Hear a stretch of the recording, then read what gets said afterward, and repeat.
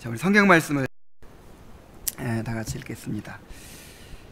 창세기 50장 22절부터 26절까지의 말씀입니다. 창세기 50장 22절부터 26절까지의 말씀입니다. 자, 우리 한 목소리로 함께 읽겠습니다. 자, 시작. 요셉이 그의 아버지의 가족과 함께 애굽에 거주하여 110세를 살며 에브라임의 자손 3대를 보았으며 므낫세의 아들 마길의 아들들도 요셉의 스라에서 양육되었더라.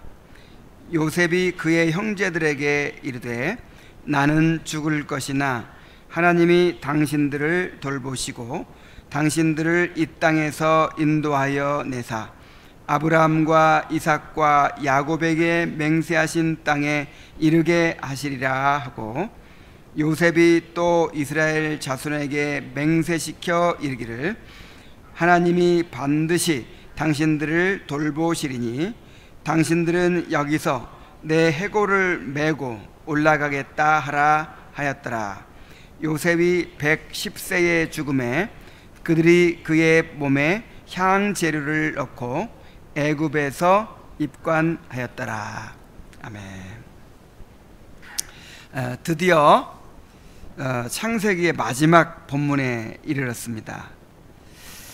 이제 마지막 본문에서는 요셉이 남은 삶을 어떻게 살다가 죽었는지를 간략하게 이야기하고 이제 창세기가 대단원의 막을 내리게 됩니다. 요셉의 유언과 죽음을 통해서 하나님의 백성이 어떻게 살고 또 어떻게 죽어야 하는지를 잘 배우게 되시기를 바랍니다. 먼저 22절은 요셉의 말년의 모습을 보여줍니다. 야곱이 죽은 후에 요셉이 어떻게 살았는지를 보여주고 있어요. 자, 22절 말씀을 다시 한번 읽어보죠. 자, 시작. 요셉이 그의 아버지의 가족과 함께 애굽에 거주하여 110세를 살며 에브라임의 자손 3대를 보았으며 므낫세의 아들 마길의 아들들도 요셉의 스라에서 양육되었더라. 이 50장에서 야곱의 죽음 이후에 곧바로 이제 요셉의 죽음을 기록하고 있습니다. 그런데 사실 야곱의 죽음과 요셉의 죽음 사이에는 54년이라는 간격이 있어요. 그러니까 야곱이 죽은 지 54년 후에 요셉이 죽은 것입니다. 그럼에도 불구하고 이 긴 기간에 대해서 별다른 기록이 없어요. 자, 이것은 이 기간 동안에는 창세기의 기본 주제인 이스라엘 민족의 형성이나 또 보존, 그리고 이들을 통한 언약의 계승 등에 대해서 결정적인 영향을 줄 만한 그런 사건이 없었다는 것을 짐작할 수 있습니다. 만약에 어떤 중요한 사건이 있었으면 이 창세기에서 나타내려고 하는 주제와 관련돼서 어떤 중요한 사건이 있었다면 기록을 했겠죠. 그런데 별다른 기록이 없이 지나왔기 때문에 생략을 한 것이죠. 다만 요셉이 그의 아버지와 가족과 함께 애굽에 거주하여 라는 언급을 통해서 요셉이 족장으로서 자기 백성들을 충실히 보살폈다는 사실을 짐작할 수 있습니다. 또한 에브라임의 자손 3대를 보았으며 므낫세의 아들 마길의 아들들도 요셉의 스라에서 양육되었더라는 말씀을 통해서 그의 복된 말년을 상상해 볼 수 있습니다. 요셉의 말년이 굉장히 참 복된 그 자손들이 3대 4대까지 막 이렇게 번성하는 것을 보면서 그렇게 이제 말년을 보냈던 것이죠. 그런데 요셉의 아들 마길의 아들들이 요셉의 아들이 아니죠. 그 므낫세의 아들 마길의 아들들이 요셉의 수라에서 양육되었다 그랬죠. 자, 이 말이 무슨 뜻일까요? 자, 마길의 아들들이면, 므낫세의 아들 마길의 아들들이면 요셉에게는 증손자들이에요. 증손자들. 근데 증손자들이 야곱의 무릎에서 양육되었다. 자, 이것을 이제 두 가지로 해석을 합니다. 한 가지는 뭐냐면 요셉이 이 마길의 아들들을 양자로 삼았다는 거예요. 요셉이 그 야곱이 요셉의 아들 므낫세와 에브라임을 양자로 삼았죠. 그런 것처럼 요셉도 이제 이 증손자들을 양자로 삼았다는 거예요. 자, 이렇게 이제 해석하기도 하고, 또 한 가지 해석은 뭐냐면 요셉이 증손자들을 그렇게 자기 무릎에서 그 재롱을 보고 또 무릎에 앉혀놓고 이렇게 양육하고 그렇게 이제 했다는 것이죠.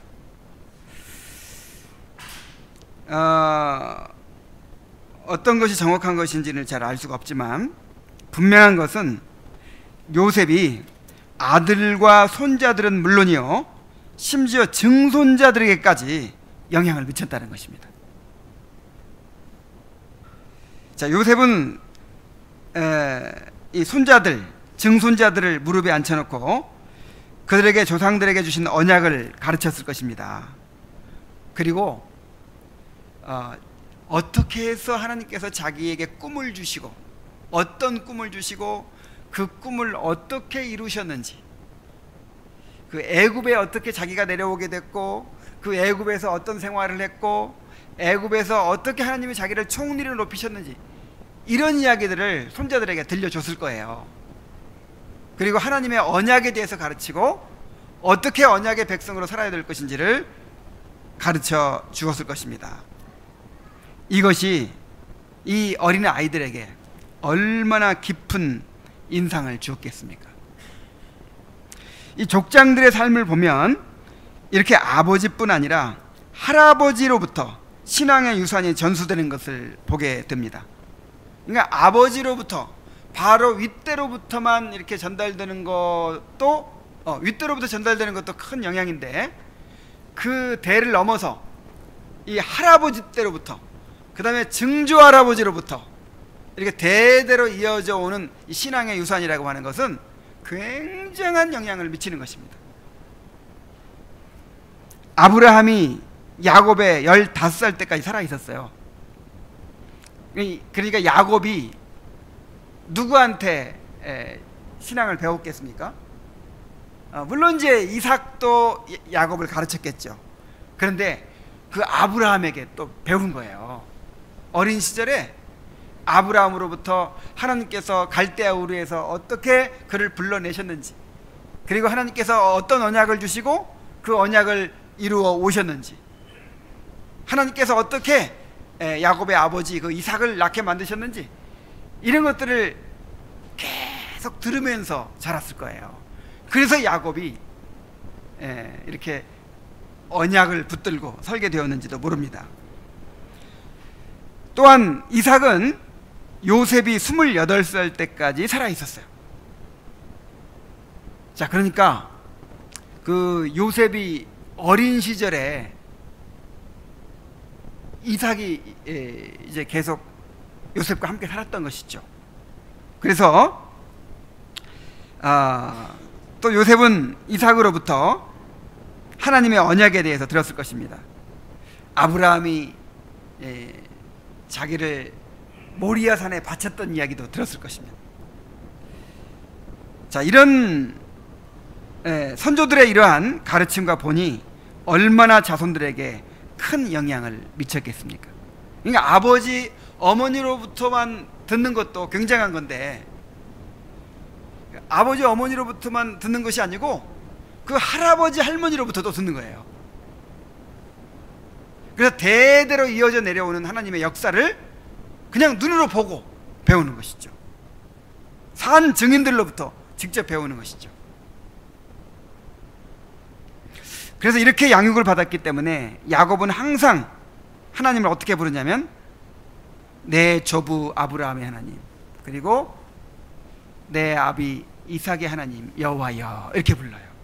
그러니까 늘 할아버지로부터 그 하나님에 대해 들었기 때문에 내 조부 아브라함의 하나님, 내 아비 이삭의 하나님.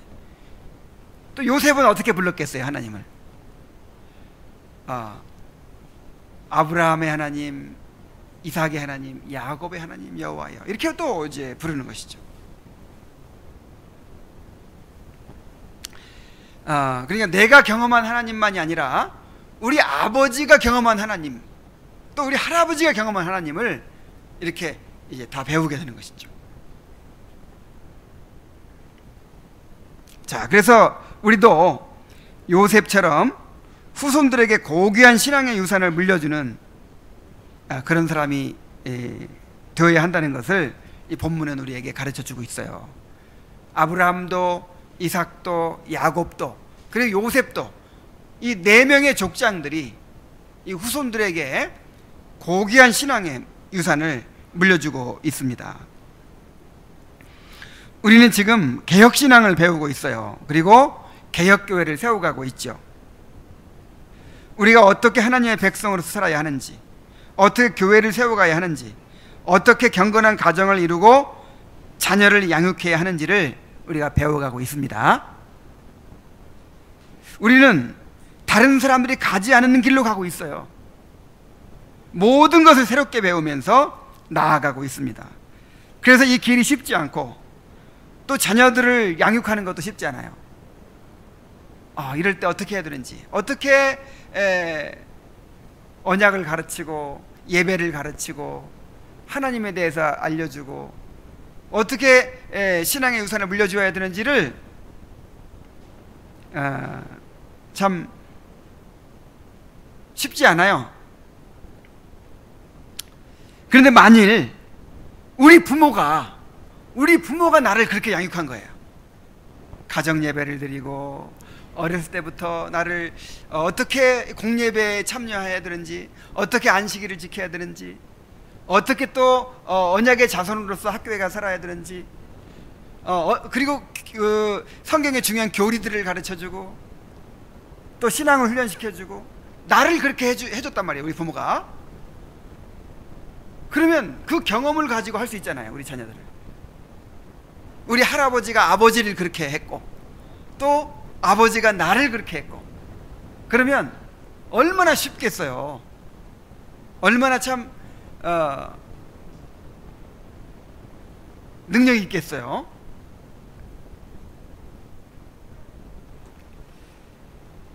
제가 이번에 울산 언약교회 가서 그 말씀을 전하고 나니까 어떤 분들이 그래요. 그 신학교 교수님들을 초청해서 말씀을 듣는 것보다 실제로 이렇게 개혁교회를 세우고 그 교회를 지금 이루어가고 있는, 목회하고 있는 그런 분으로부터 말씀을 들으니까 똑같은 말씀을 들어도 다르다는 거예요. 다를 수밖에 없죠. 이론으로 전달되는 것과 실제로 부딪히면서 우리 경험한 그 진리를 전하는 것은 다르죠. 그래서 앞으로는 정말 이렇게 실제 목회하고 있는 그런 분들을 초청해서, 특히 이제 우리 자매교회들 목사님들을 초청해서 그렇게 말씀을 듣도록 하자고, 그런 이제 이야기들이 나오더라고요. 자, 그런데 지금은 교회 강사를 초청하려고 해도 마땅한 강사가 없잖아요. 왜냐하면 그런 목회를 하고 그런 교회를 이루어본 경험들이 없으니까. 그래서 이번에 목사님들이 모였을 때 그런 이야기를 했어요. 우리가 은퇴하면 정말 할 일이 있을 거라고. 바로 이제 이 개혁교회들을 순회하면서 말씀을 전하는 일입니다. 정말 만약에 그런 분들이 있다면 얼마나 좋겠어요. 우리도 당장 막 초청을 하겠죠. 초청할 일이 많은데,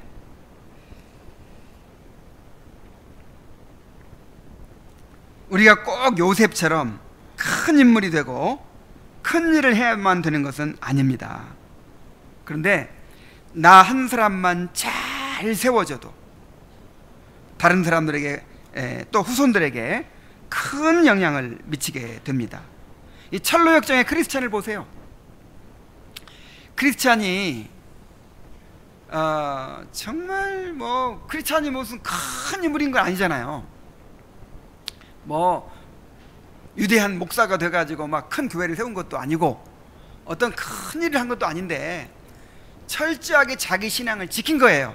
끝까지 언약을 붙들고 순례자로서 끝까지 삶을 살다가 천성에 들어간 거예요. 그렇게 자기 한 사람이 제대로 신앙생활을 하니까 그 영향이 얼마나 두고두고 많은 사람들에게, 또 그의 자녀들에게까지 미쳤는지 몰라요.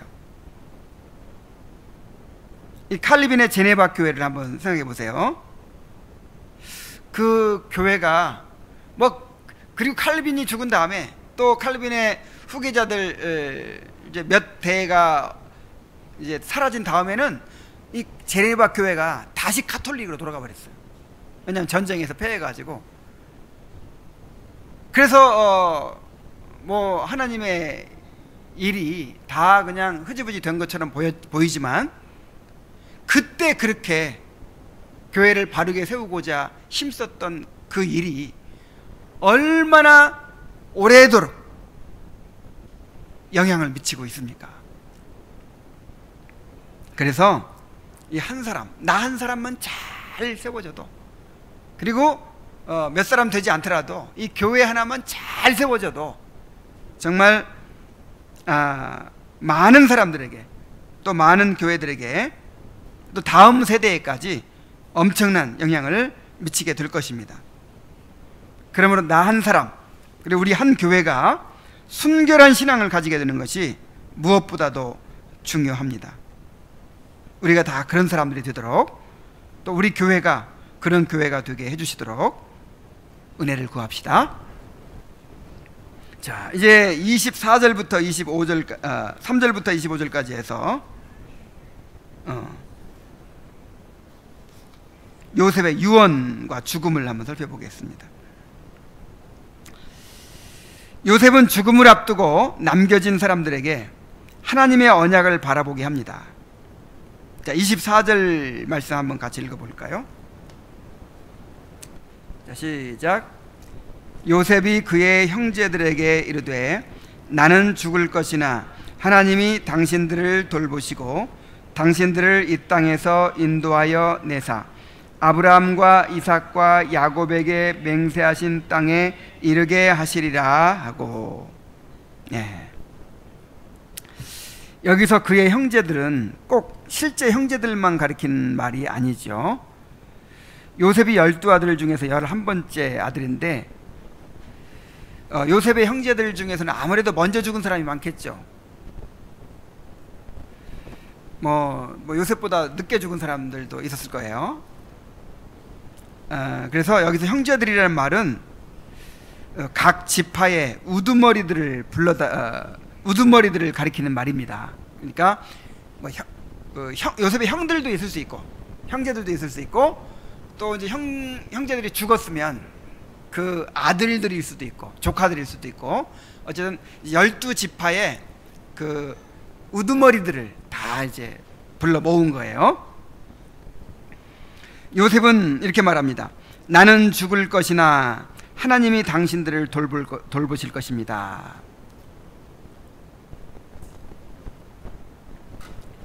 여기서 나는 죽을 것이나 라는 말을 좀 깊이 생각해 보십시오. 집에 가서도 여러분 이 말을 한번 깊이 생각해 보세요. 어떤 상황에서 또 어떤 심정으로 이 말을 했는지.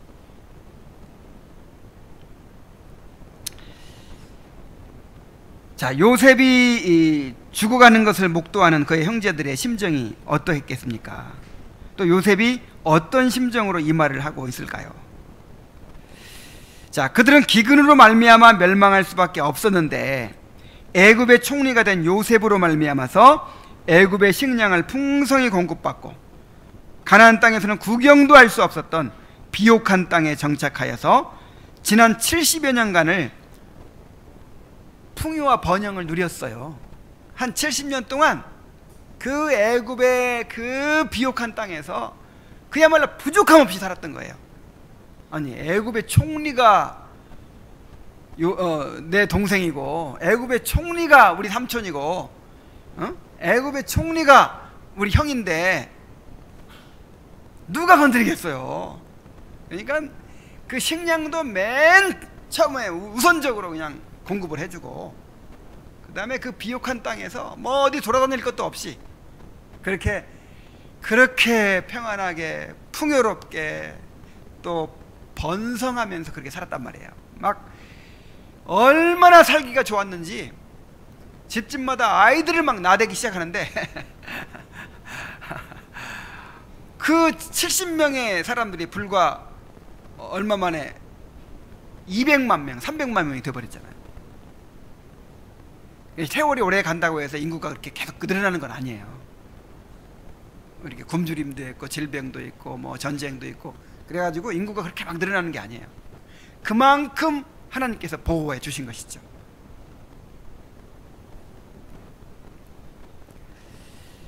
자, 요셉이 아니면 그들이 무슨 자격으로 이런 대접을 받을 수 있었겠습니까? 자, 누구 때문에 이런 걸 누린다고요? 요셉 때문에. 요셉을 통해서 모든 것이 나오는 거예요. 요셉이 그래서 이 그리스도를 나타내주는 모형이잖아요. 그냥 그리스도 안에 있는 모든 것을 우리가 누리게 되듯이 그냥 요셉을 통해서 모든 것이 나와요. 그런데 누가 죽어요? 요셉이 죽어요. 자, 요셉이 죽으면 이제 어떻게 될까요? 그날로 모든 이제 그 빽이 없어지는 거예요. 모든 이제 그 누리던 특권들이 다 없어지는 거예요. 물론 그날로 없어지지는 않겠지만 그것이 얼마나 오래 가겠습니까?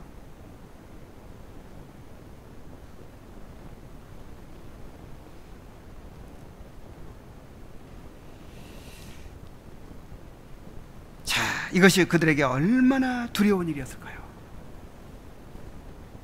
정말 이스라엘 백성들에게는 이제 요셉이 죽는 것이 엄청난 충격이었을 거예요.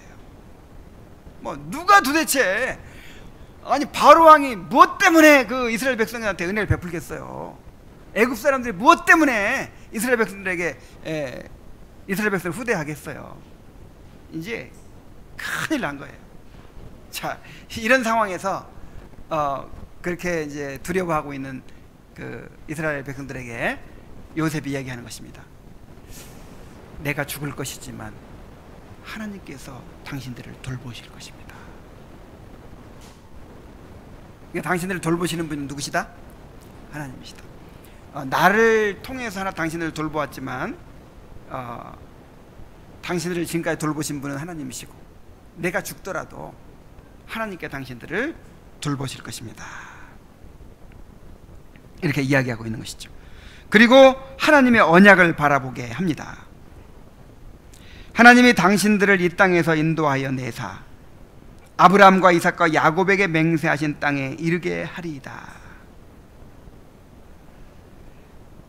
지금 이스라엘 백성이, 야곱의 일족이 애굽 땅에서 그야말로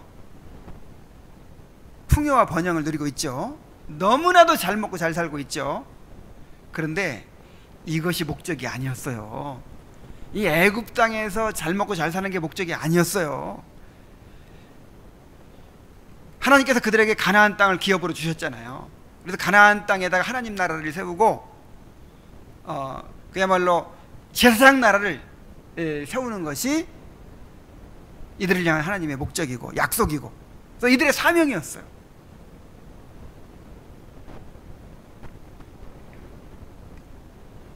그들이 의지하던 요셉이 죽게 됩니다. 그리고 애굽에서 누리던 풍요로운 삶을 이제 잃어버릴 수도 있을 것입니다. 그러나 하나님은 반드시 그들의 조상들에게 주신 언약을 이루실 것입니다. 그러므로 그들은 요셉이 죽는 상황에서 하나님의 언약을 바라보아야 했습니다.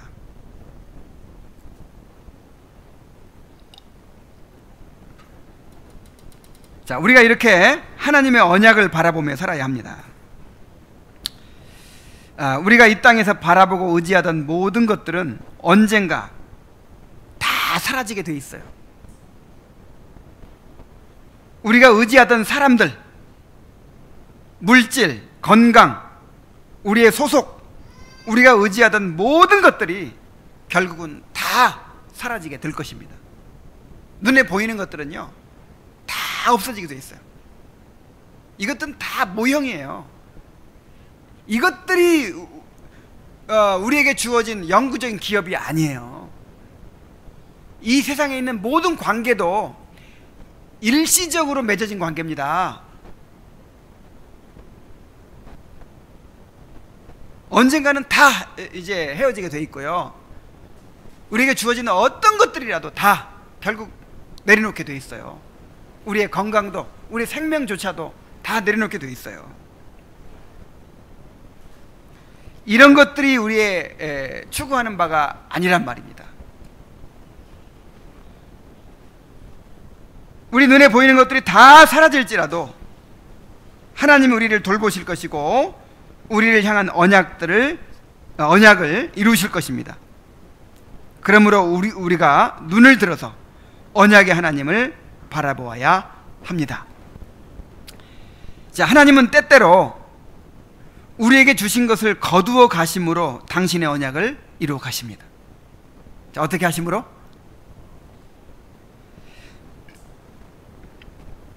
자, 요셉이, 야곱은 아브라함이 175세까지 살고 이삭이 180세까지 살고 야곱이 148세인가요? 갑자기 생각이 안 나요. 살고, 근데 요셉은 몇 세까지 살았어요?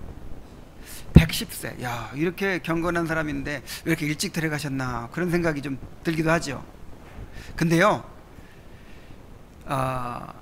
요셉도 없어져야 돼요. 자, 요셉이 없어져야 이제 이스라엘 백성들이 고난을 당하게 되고, 고난 가운데서 이제 그동안에, 여러분 생각해 보세요. 70년간을 그리고 호의호식하면서 그들의 신앙이 어떻게 됐겠어요? 이야, 뭐 그 가나안 땅으로 돌아가자 이런 마음이 들었겠어요? 가나안 땅 돌아가면 어때요? 거기는 비도 안 와, 거기는 강도 없어. 가나안 땅으로 돌아가 봐야 또 그렇게 방황하면서 천막치고 살아야 돼요. 근데 이 고센 땅이 얼마나 좋습니까? 그 나일 삼각주에 뭐 그 가뭄도 걱정이 없고 어떤 자연재해도 걱정이 없고, 그 다음에 그 막강한 애굽의 군대가 지켜주는, 그 다음에 애굽의 총리가 우리 형이고 우리 동생이고 우리 삼촌이고, 얼마나 좋습니까? 근데 가나안 땅 생각나겠어요? 야, 여기서 자손 대대로 이렇게 정붙이고 정착해서 그렇게 살고 싶었을 거예요. 그래서 하나님께서 그들에게 주신 언약을 이루시려면 어떻게 해야 됩니까? 요셉을 데려가셔야 돼요. 그래서 그들이 이제 고난 가운데 던져 넣으셔야 합니다. 고난의 풀무 가운데서 불러내시는 그런 역사가 이제 시작이 되는 것이죠. 그래서 요셉을 데려가신 것조차도 이스라엘 백성들에게 언약을 이루시고자 하는 하나님의 계획이었어요. 그래서 욥이 고백했던 것처럼 주신 자도 여호와시오, 가져가신 자도 여호와시오. 그러면서 하나님은 찬양 받으셔야 되는 거예요. 주실 때도 찬양 받으셔야 되고, 가져가셔도 나에게 이런 걸 주심으로써 하나님의 뜻을 이루시려고 하는구나, 찬양 받으셔야 되고, 또 가져가셔도 이제 나를 향한 하나님의 뜻을 또 이루시려고 하는구나 하면서 또 감사해야 되는 거예요. 찬양해야 되는 거예요.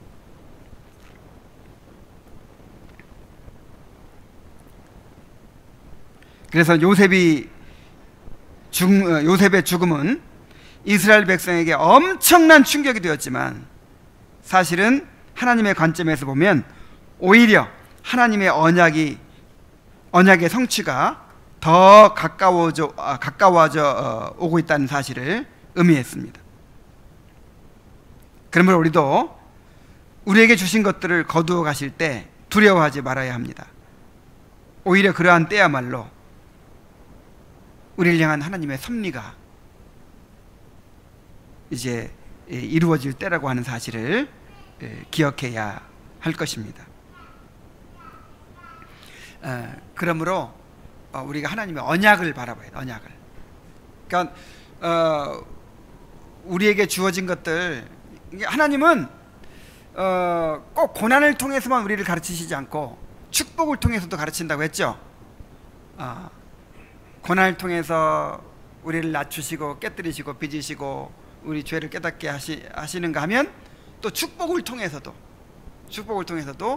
하나님께서 얼마나 선하신 분인지, 얼마나 우리에게 은혜로우신 분인지, 저 천국에 우리에게 약속된 그 상급이, 천국에 있는 복락이 얼마나 좋은 것인지를 이 땅에 있는 축복들을 통해서 모형으로 보여주시는 거예요. 문제는 이제 우리가 고난을 통해서는 그래도 잘 배우지만 축복을 통해서는 잘 배우지 못하는 게 문제이긴 해요. 그래서 그런 축복을 누리게 해주실 때 그것을 이제 우상을 삼고 그것에 집착하고 그것에 소망을 두고 그렇게 해서는 안 된다는 것입니다. 하나님의 영원한 상급을 바라봐야 될 줄로 믿습니다. 그것이 다 모형이라고 생각하면 돼요. 모형.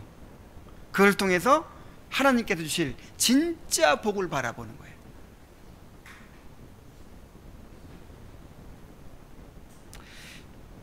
자, 그리고 나서 요셉은 야곱이 했던 것처럼 그들에게 맹세하게 합니다.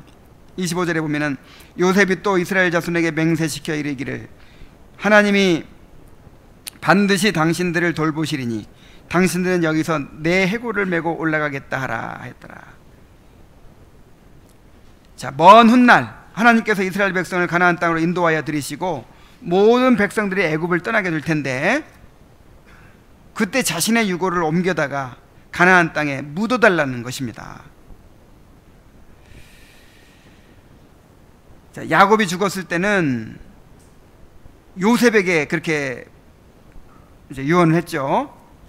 자신을 이 땅에서 장사하지 말고 선조들이 묻힌 가나안 땅의 막벨라 굴에 묻어달라 그렇게 했었는데, 요셉의 경우는 그렇게 해줄 사람이 없어요.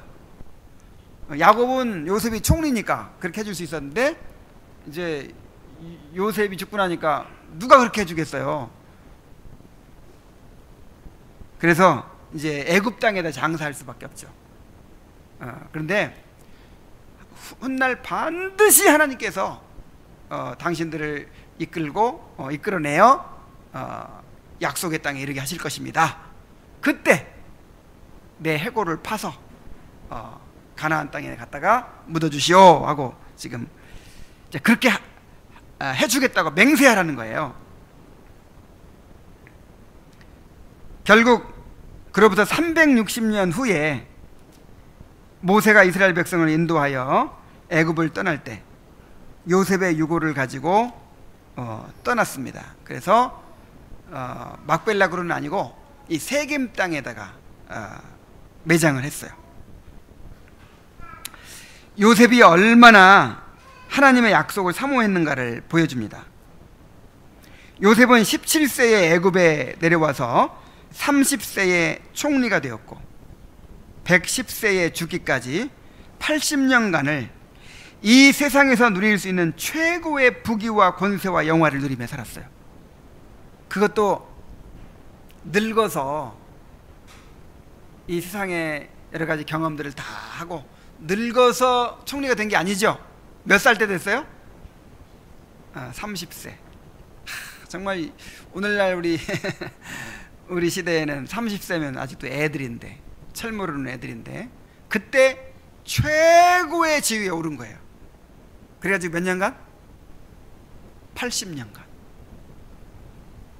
80년간 이 땅에서 누릴 수 있는 최고의 권세를 누리고 부귀영화를 누렸습니다. 자, 사람은 고난 가운데서 믿음을 지키기보다 이렇게 높아졌을 때 믿음을 지키는 것이 훨씬 더 어려운 법이에요. 그래서 성경에서도요, 복을 받고 나서 믿음을 끝까지 지킨 사람이 몇 사람 안 돼요. 뭐 요셉이 있고, 하여간 뭐 몇 사람 안 돼요. 자, 다윗도 나중에 이렇게 권력을 얻게 되었을 때 교만해졌잖아요. 교만해져 가지고 그 범죄를 저지른 거 아니에요?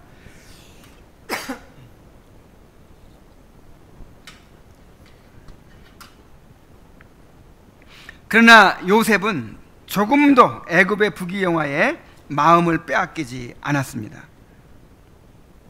그는 평생토록 하나님이 약속하신 가나안 땅을 사모하며 살았습니다. 사실 요셉이 바라본 것은 그 가나안 땅 자체가 아니죠. 아니, 땅으로 치면은 애굽 땅이 더 좋지. 그 황무지 같은 가나안 땅을 바라본 것이 아니고 그 가나안 땅이 가리키고 있는 하늘의 영원한 기업을 바라본 거예요. 그런 애굽의 부귀영화가 아무리 좋아도 하늘의 영원한 기업에 비하면 아무것도 아니라는 사실을 알았습니다.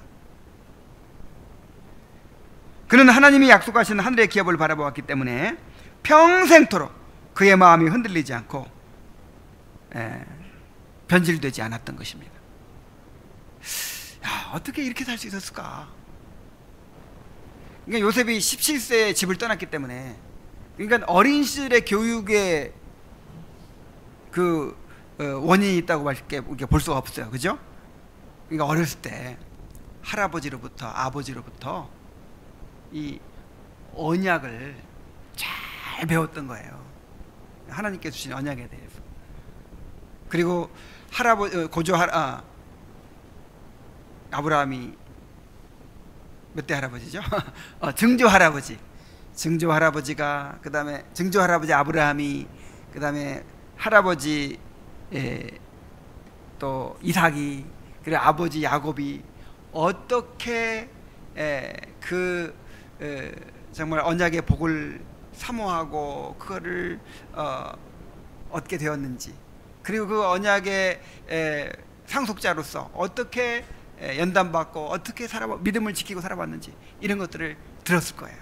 아마 12아들이 다 들었을지 몰라요. 근데 이제 정말 요셉이 그걸 확실하게 붙잡게 된 것이죠. 그래서 우리 아이들에게 어렸을 때부터 정말 이렇게 요셉과 같은 사람이 되도록 가르쳐야 되는 것입니다. 그래서 이제 우리 아이들 세상에 나가면 어떻게 이 아이들이 신앙을 지킬 수 있을까 우리가 걱정하잖아요. 근데 요셉 보세요. 그 당시에는 혼자밖에 없었는데 혼자 애굽에 내려가 가지고 그 엄혹한 상황 속에서 신앙을 지켰고요. 그 다음에 나중에는 총리가 돼서 부귀영화를 누리면서도 신앙을 지켰어요. 주님의 은혜로 가능합니다. 불가능한 것이 아니에요.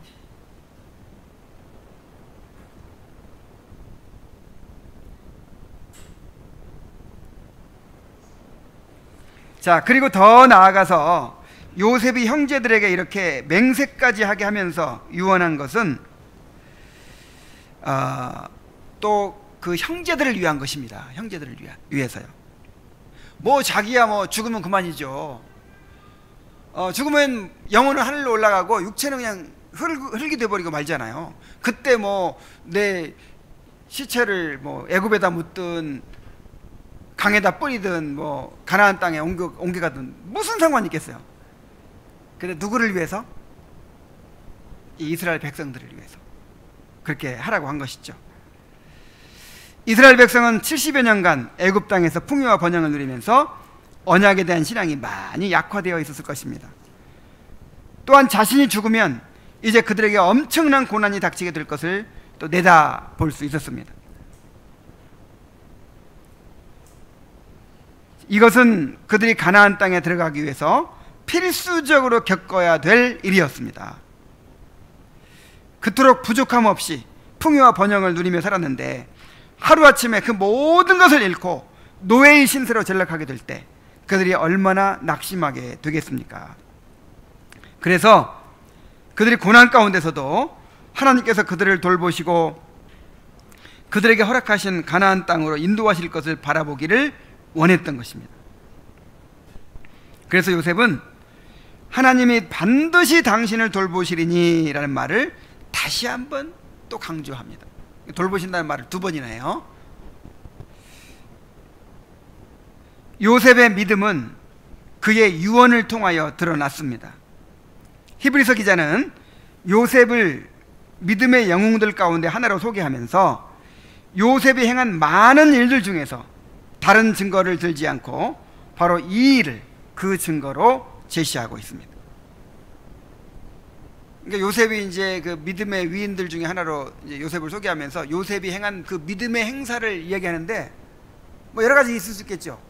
뭐 그는 꿈을 꾸었다. 뭐 그다음에 뭐 보디발의 집에서도 낙심하지 않고 뭐 어떻게 했다. 아니면 그 보디발이 아내의 유혹을 이겨냈다. 뭐 여러 가지 다 얘기할 수 있을 텐데 그 요셉의 일생 중에서 요셉의 믿음을 잘 보여주는 게 뭐냐? 바로 이 유언하는 장면이라는 거예요. 히브리서 11장 22절에 보면은 믿음으로 요셉은 임종시에 이스라엘 자손들이 떠날 것을 말하고 또 자기 뼈를 위하여 명하였으며, 자, 임종시에 죽기 직전에 당신들을 반드시 애굽을 떠나게 될 것입니다. 하나님께서 그 언약을 이루실 것입니다. 그러니까 나를 가나안 땅에 그 내 해골을 파서 가나안 땅에다 묻어주시오.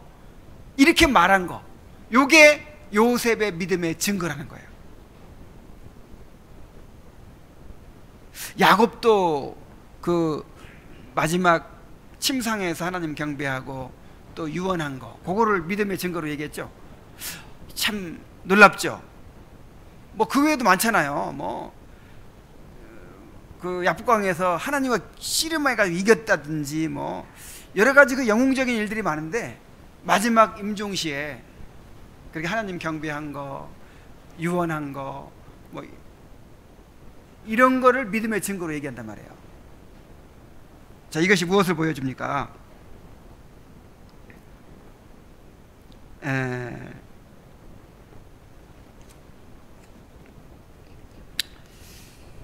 이 땅에서 아무리 많은 일을 할지라도 끝까지 믿음을 지키고 믿음을 따라 죽는 것보다 더 큰 믿음은 없습니다. 진짜 믿음은 언제 알아볼 수 있어요? 마지막 순간에 알아볼 수 있어요. 중간에 아무리 큰일을 했어도 나중에 그냥 이렇게 변질이 될 수도 있어요. 아직 모르는 거예요. 끝까지 가봐야 하는 거예요.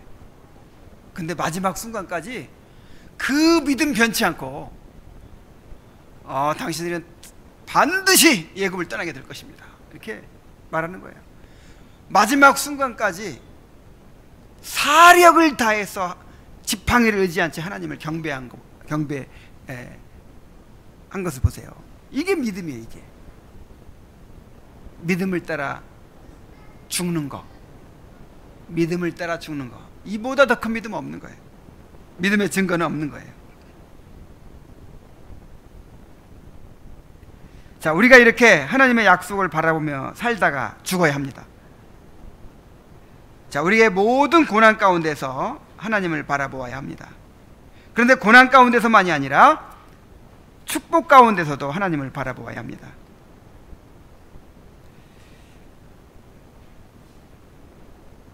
하나님께서 이 땅에 축복들을 누리게 하실 때 그것이 우리의 우상이 되지 않도록 해야 합니다.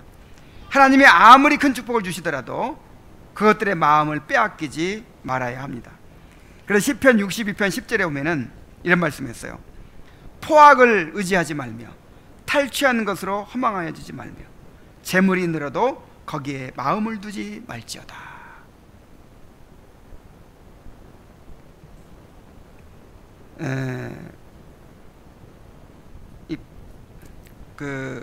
이 포악은 뭐냐면 이제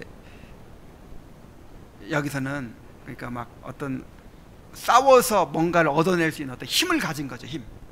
그러니까 우리가 오늘날로 말하면 스펙을 잘 갖춰서 막 어디 가서도 경쟁해서 이길 수 있는 그 경쟁력을 갖춘 이런 거 의지하지 말라는 거예요. 그리고 탈취한 것으로 허망하지 마요. 그 전쟁에서 이겨가지고 노획물을 얻을 때 그때보다 더 큰 기쁨이 없대요.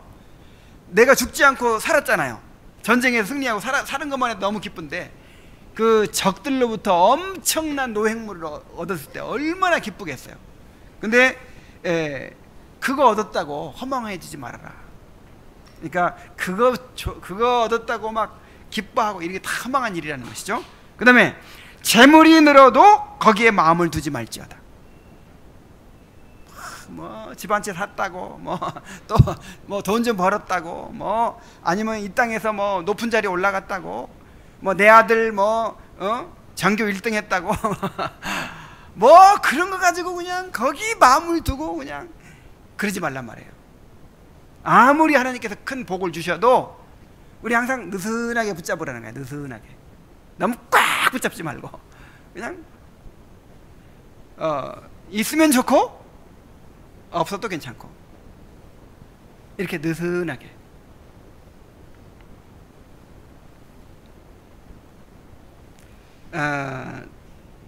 참된 믿음은 고난을 받을 때뿐 아니라 축복을 받을 때 진짜 드러납니다. 우리는 하나님의 허락하신 축복을 통해서 더욱 하나님을 바라보고 하늘의 기업을 바라보고 살아야 합니다. 그리고 그 언약을 우리 자손들에게 상속해 주어야 합니다. 자, 이렇게 유언을 하고 나서 요셉이 숨을 거둡니다. 26절 말씀 봅니다. 요셉이 110세의 죽음에 그들이 그의 몸에 향재료를 넣고 애굽에서 입관하였더라. 요셉도 야곱처럼 애굽의 풍습에 따라서 미이라로 이제 만들어서 이제 장례를 치르는 것이죠. 자, 이렇게 요셉의 죽음을 통해서 창세기도 대단원의 막을 내리게 됩니다. 이제 무슨 일이 남았어요? 이제 이스라엘 백성들이 애굽에서 고난받게 되고 또 하나님께서 그들을 이제 애굽 땅에서 모세를 보내 가지고 건져내시는 이런 이제 역사가 남아 있죠. 이게 출애굽기를 통해서 이제 드러나게 될 것입니다. 그래서 다음 주부터는 이제 출애굽기 말씀을 우리가 보게 될 거예요. 자, 시간이 거의 다 됐는데, 자, 이제 창세기를 마치면서 창세기를 통해 배웠던 교훈을 간단히 정리를 해보겠습니다. 오늘 역사적인 날인데 그냥 끝나기가 아쉬워서 그동안 124번 동안이나 들었던 창세기의 말씀을 통해서 자, 우리가 반드시 기억해야 될 교훈 몇 가지를 한번 정리를 했습니다. 이게 창세기 서론에서 사실은 말씀드렸던 것인데 그걸 다시 한번 되새기는 거예요. 자, 우리는 창세기를 통해서 하나님은 어떤 분이신가에 대하여 배웠습니다. 자, 하나님은 어떤 분이십니까? 이스라엘을 구속하신 하나님은 천지를 창조하시고 섭리하시는 전능하시고 지존하시고 영원하신 하나님이셨습니다. 하나님은 애굽이나 가나안의 거짓 신들과 구별되는 유일하신 참 하나님이시며 능히 그의 백성들에게 주신 언약을 이루시는 분이셨습니다. 이 하나님을 항상 기억하시기 바랍니다. 자, 우리는 창세기를 통해서 인간이 어떠한 존재인지를 배웠어요. 하나님의 인간을 자기 형상대로 창조하시고 만물을 다스리도록 인간을 창조하셨지만 인간은 하나님을 반역하고 불순종하여 타락하게 되었습니다. 그래서 우리가 창세기를 통해서 바라본 인간의 역사는 그야말로 죄와 비참의 역사였어요. 그래서 부패한 인간에게 소망이 없고 하나님의 구원이 필요한 것입니다. 정말 이 창세기 역사를 통해서 인간이 얼마나 악한가, 얼마나 부패해져 있는가, 인간의 역사에는 소망이 없구나 하는 것을 그냥 뼈에 사무치도록 그렇게 느끼게 되었기를 바랍니다. 그래서 우리에게 구원의 하나님이 필요한 거예요. 구원의 은혜가 필요한 거예요. 자, 세 번째로는 우리는 창세기를 통해서 죄에 대한 하나님의 심판에 대하여 배웠습니다. 하나님은 죄에 대하여 진노하시고 심판하십니다. 범죄한 아담과 하와를 심판하시고 에덴 동산에 내쫓으셨어요. 아담과 하와에게 심판하심으로 온 인류가 죄와 비참한 상태에 빠졌어요. 홍수로 세상을 완전히 쓸어버리셨어요. 소돔과 고모라를 불로 심판하셨어요. 그리고 가나안 땅에 대한 심판을 예고하셨습니다. 여러분, 하나님의 심판을 두려워하십시오. 하나님의 심판은 이 땅에서도 부분적으로 이루어집니다. 그리고 구원받은 사람들도 그 징계가 이 땅에서 받는 심판이라고 또 고린도전서에 이야기하고 있어요. 그러니까 그 징계는 우리의 구원을 이루기 위한 하나님의 그 수단이죠. 근데 이제 우리가 우리의 죄를 징계를 통해 다루시는 거예요.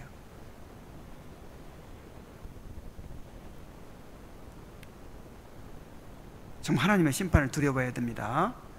정말 예수 잘 믿어야 돼요. 대충 그냥 이름만 걸어놓고 다니면 어떻게 되겠지, 영원한 지옥에 던져지면 그때는 길이 없는 거예요. 자, 네 번째로 우리는 창세기를 통해서 하나님의 언약에 대하여 배웠습니다. 행위 언약에 실패하고 타락한 이후에 하나님은 중보자 예수 그리스도를 통해서 은혜의 언약을 세워주셨습니다. 창세기는 하나님의 언약을 세우시고 그 언약을 어떻게 이루어 가시는지를 우리에게 보여줍니다. 하나님의 아브라함에게 주신 언약을 이루신 것처럼 우리에게 주신 언약을 반드시 이루어 가실 줄로 믿습니다. 또한 우리는 창세기를 통해서 하나님의 주권에 대해서 배웠어요. 여러분이 창조의 사실만큼 하나님의 주권을 보여주는 것은 없어요. 명확히 보여주는 것은 없어요. 여러분, 하나님이 창조하지 않았으면 이 세상이 존재합니까? 못합니까? 누가 하나님한테 나 좀 창조해달라고 한 사람이 누가 있어요? 하나님 마음대로 다 하시는 거예요. 빛도 짓고 어둠도 짓고 하나님께서 우리 생긴 모습 다 결정하시고 하나님이 주권적으로 우리를 섭리해 가시고 인도해 가십니다. 구원도 언약도 하나님의 주권적인 은혜입니다. 하나님의 주권은 이스라엘의 족장들을 선택하신 데에서도 드러났어요. 아브라함을 택하여 불러내시고 이스마엘 대신 이삭을, 에서 대신 야곱을 선택하셨습니다. 하나님은 천하 만민 중에 이스라엘 백성을 택하여 당신의 백성으로 삼으셨습니다. 우리는 우리를 향한 하나님의 주권적 통치를 깨달아야 됩니다. 마지막으로 우리는 창세기를 통해서 하나님의 나라에 대해서 배웠습니다. 하나님의 창조의 목적은 바로 하나님 나라의 건설이었습니다. 그런데 인간의 타락으로 하나님이 창조하신 세상이 이토록 오염되고 파괴되어 버렸습니다. 그러나 인간의 타락과 죄악에도 불구하고 하나님은 그의 나라를 세우시고 완성해 가십니다. 이를 위해 아브라함을 택하시고 이스라엘 백성을 택하셨습니다. 그리고 우리를 당신의 백성으로 부르셨습니다. 우리는 이 땅에 살지만 하나님 나라의 백성으로서 장차 완성될 하나님 나라를 바라보며 살아야 합니다. 이러한 교훈들이 여러분 마음 가운데 깊이 새겨져서 여러분의 삶을 인도하게 되기를 바랍니다. 제가 기도하겠습니다. 하나님 아버지, 창세기를 시작하고 오늘에 이르러 이제 마치게 해주신 것을 감사드립니다. 아버지 하나님, 이 창세기 말씀을 통해서 받은 유익이 너무 큽니다. 깨달은 교훈들이 너무나도 많습니다. 아버지 하나님, 이러한 은혜들을 잘 간직하게 하시고 그 교훈들을 마음에 새기고 잘 보존하게 하여 주옵소서. 그래서 창세기를 통해 주신 말씀들이 우리의 삶에 영향을 미치고 우리를 이끌어가게 하여 주시옵소서. 하나님 아버지, 창세기를 통해서 발견한 하나님을 기억하게 하시고 또 인간이 어떤 존재인지를 깨닫게 생각하게 하시고 또한 하나님의 심판을 두려워하게 하시고 은혜로운 언약을 기억하게 하여 주옵소서. 하나님의 주권적인 역사를 깨닫게 하시고 또한 하나님의 나라를 이루어 가시는 그 섭리를 알게 하여 주옵소서. 아버지 하나님, 또 다음 주부터는 출애굽기 강해를 시작합니다. 아버지 하나님, 창세기를 통해 주셨던 은혜와는 또 다른 출애굽기 말씀을 통해서 우리에게 보여주시고자 하는 그런 하나님의 구원 섭리와 또 하나님의 은혜를 우리가 충분히 깨닫고 누릴 수 있도록 인도하여 주옵소서. 모든 성도가 이 말씀에 참여하게 하시고 은혜에서 소외되는 사람이 없게 하여 주시옵소서. 이 부족한 목사를 붙드셔서 하나님 아버지, 더 수준 높고 더 알차고 더 우리 성도들에게 적합하게 그렇게 말씀을 잘 준비해서 전하게 될 수 있도록 인도하여 주시옵소서. 예수님의 이름으로 기도하옵나이다. 아멘.